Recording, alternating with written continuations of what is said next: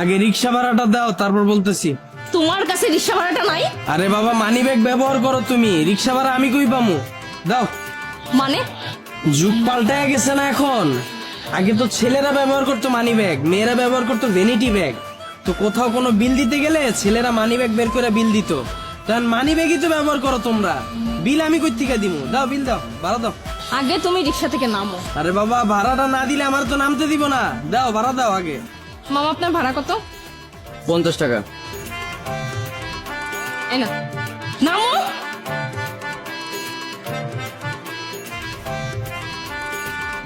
এখন বলো এগুলো কেন পরে আসছো তুমি? আরে বাবা, বিশাল কাহিনী, চলো চা খাইতে খাইতে শোনামু।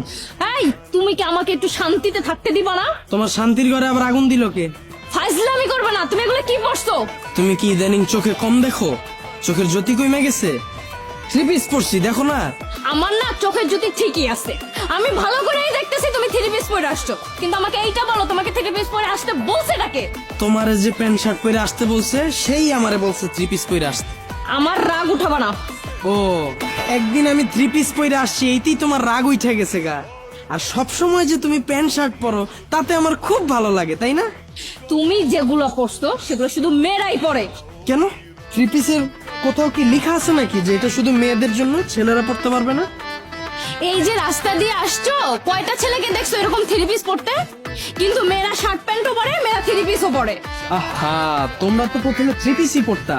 তোমাদের মধ্যেই তো কেউ না কেউ শুরু করছে প্যান্ট শার্ট পরা, এরপরেই তো তোমরা সবাই পড়া শুরু করছো।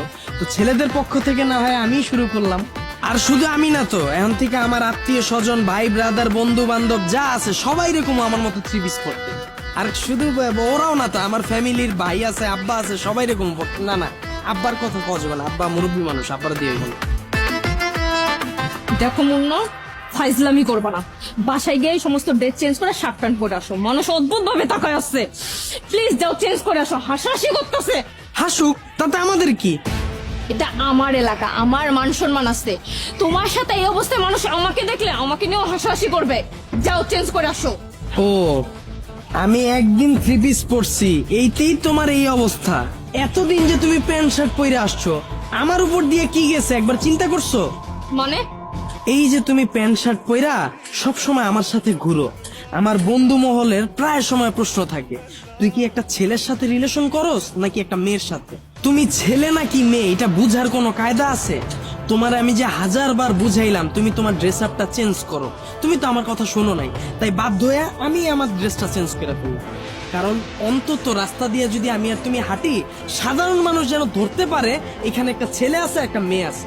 তুমি বলতে পারবা কেন আমার পরিবারের সাথে তোমাকে আমি এখনো পরিচয় করাইয়া দেইনি? কারণ ওই পরিবেশ আর পরিস্থিতি তুমি রাখো নাই। কানের দুল, গলার মালা, শালীন পোশাক বাঙালি মেয়ের সৌন্দর্য। আমি তোমারে বলি নাই যে তুমি মডার্ন ড্রেস পরো না, পরো, কিন্তু কিছু বিষয় তো থাকা দরকার। এই যে তোমাদের বুকের উপর কোনো ওড়না নাই, কোন ধরনের স্বাধীনতা তোমরা অর্জন করতে চাইতেছো আমার একটু বলো। তোমার আমি ভালোবাসি এটা যেমন সত্যি, তোমার আমি ভালো রাখতে চাই এইটাও তেমন সত্যি। তোমার ভালোবাসা এখন আমি বিপদে পড়ে গেছি, না পারতাছি তোমার ছাড়তে, না পারতাছি তোমার ঠিক করতে। তাই চিন্তা করছি তোমার তো আমার ঠিক করা সম্ভব না, তাহলে তুমি ছেলের বেশ ধরো, আমি মেয়ের বেশ ধরি। তুমি প্যান্ট শার্ট পরো, আমি 3 পিস পরি।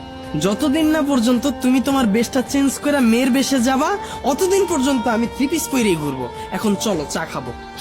শোনো, আমি না বুঝতে পারছি আমি আর এইভাবে চলাফেরা করবো না, শার্ট প্যান্ট পরবো না। এখন থেকে শালীন ভাবে চলাফেরা করবো, ঠিক আছে?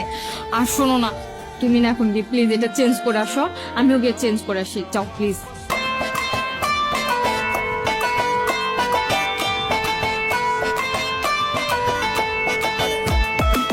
আমি রেডি হয়ে গেলাম, তুমি বাসায় যে ড্রেসটা চেঞ্জ করে তাড়াতাড়ি আসো, যাও।